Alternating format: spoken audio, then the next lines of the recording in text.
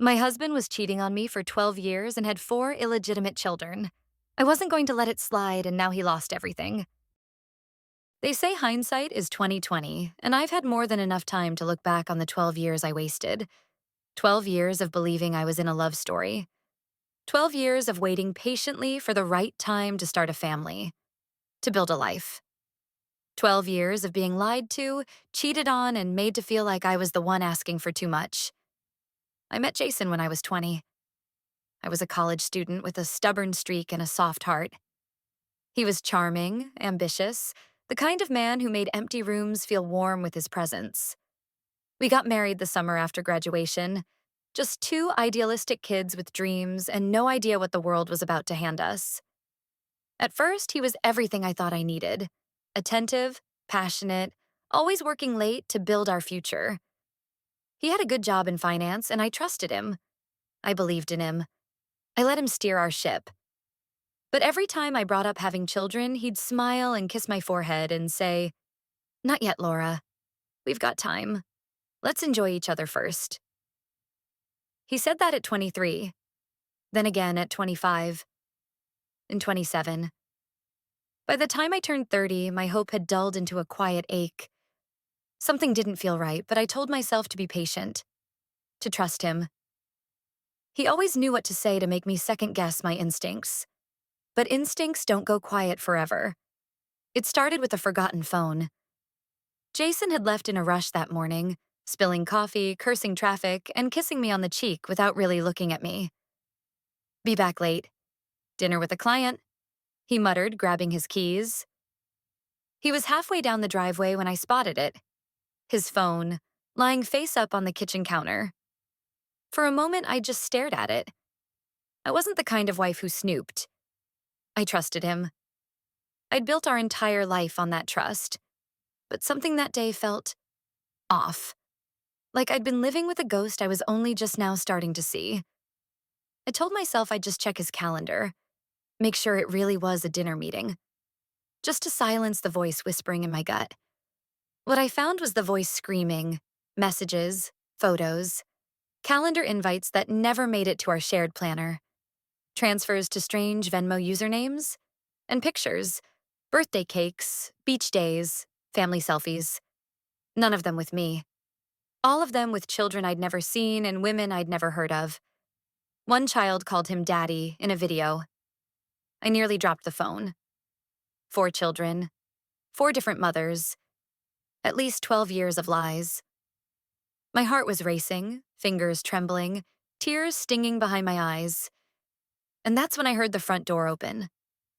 Jason's voice rang out from the hall. "Laura?" I left my phone. I didn't panic. Instinct took over. I locked the screen, slid the phone back exactly where it had been, and turned to the fridge just as he stepped into the kitchen. He smiled casually, walking past me. "There it is." I glanced over my shoulder. "You're lucky I didn't text your client and cancel dinner." He laughed.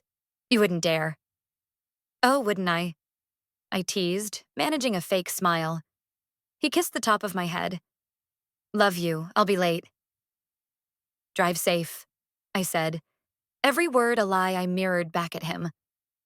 The moment the door closed behind him, I sank to the floor. I didn't know what hurt more, what I'd seen, or the fact that he still looked me in the eye and said he loved me. But now I knew. And there would be no going back. So I called Ryan. Ryan and I met in high school. He was my lab partner and my best friend. The kind of guy who made you feel safe just by being in the room. He'd had a crush on me once, a long time ago. But he never crossed a line. Not even after I married Jason. He was the kind of man who waited until he was wanted, not just needed. He picked up on the second ring. "I need you," I said. My voice cracked. He was at my door 20 minutes later. When I opened it, he didn't say anything. He just looked at me. Really looked at me, and I fell apart.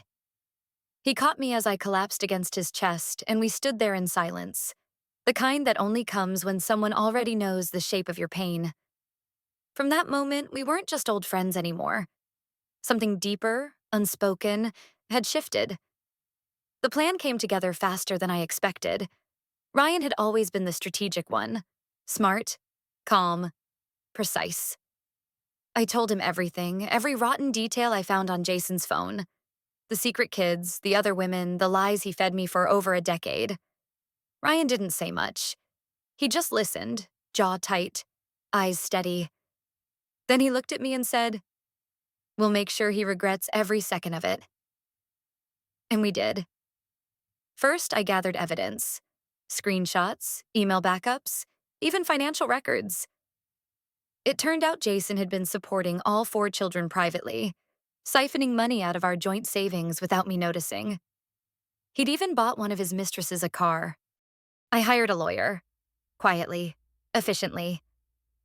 And with every new piece of dirt we dug up, I smiled a little more. Ryan helped me with the tech, installing keyloggers, retrieving deleted files, even pulling surveillance footage from a hotel Jason frequented. He was methodical, focused. But more than anything, he was there. He held me when I cried, made me laugh when I wanted to scream, and reminded me that I was stronger than I knew. And then came the final act. I confronted Jason on a Saturday evening. He walked into the living room, briefcase in hand, tie loosened like some overworked hero. "I made your favorite for dinner," I said. I smiled sweetly. His eyes lit up. "What's the occasion?"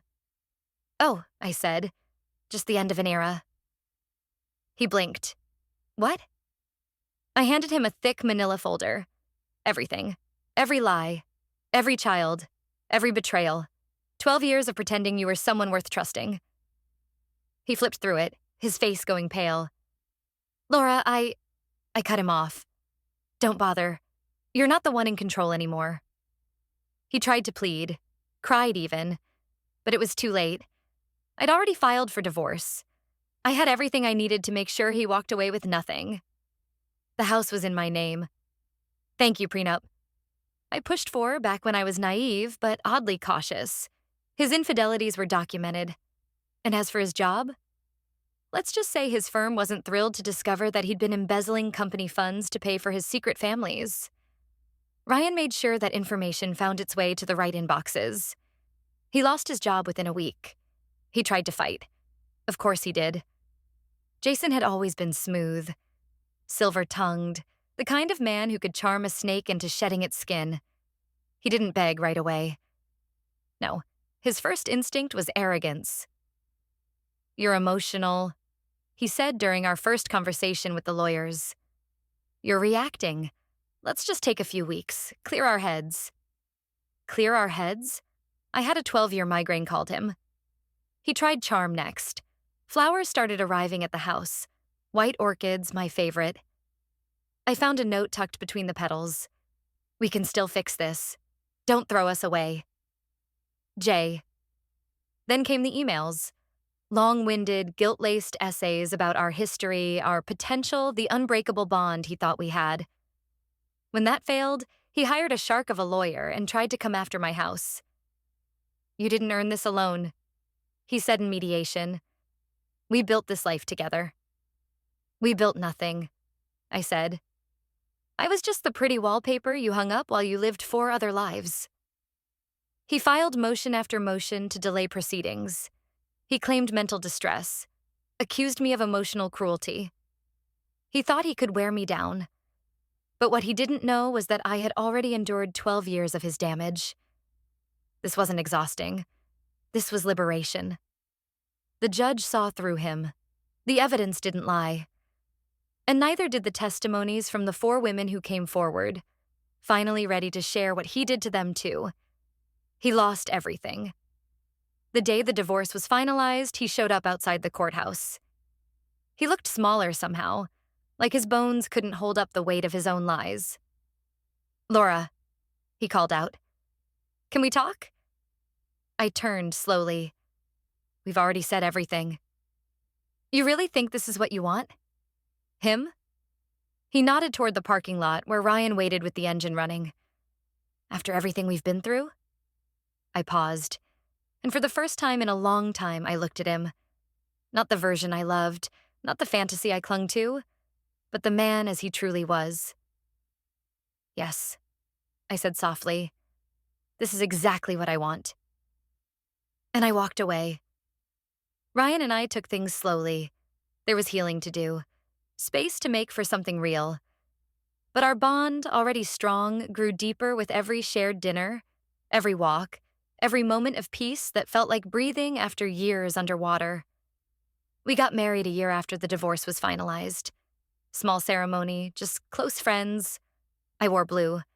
He cried when he saw me. And then came the babies. Yes, babies. Twin girls. We named them Grace and Lila. They're 5 now. Bright, wild, curious little humans who have their father's patience and my sarcasm. Ryan is the kind of dad you see in movies and think, no one's really like that. But he is. Bedtime stories, tea parties, scraped knees. He's all in, all the time. Sometimes I catch him watching me when we're in the kitchen, dancing with the girls or sipping coffee in the morning sun, and he smiles like he's the luckiest man alive. But the truth is, I'm the lucky one. 12 years of lies. 4 secret children. 1 broken heart. But also, 1 best friend who waited. 1 truth that set me free. 2 little girls who call me mommy. And a life I never thought I'd have. Some people waste years on the wrong person and never recover. But not me. I made it out. Stronger, wiser, loved. And now, when I think about Jason, I don't feel pain. Just pity. He lost everything because he thought I'd never find out. He thought I'd stay blind forever. But I see everything now. And I've never seen so clearly. Don't forget to like, comment, and subscribe for more interesting revenge stories like this one.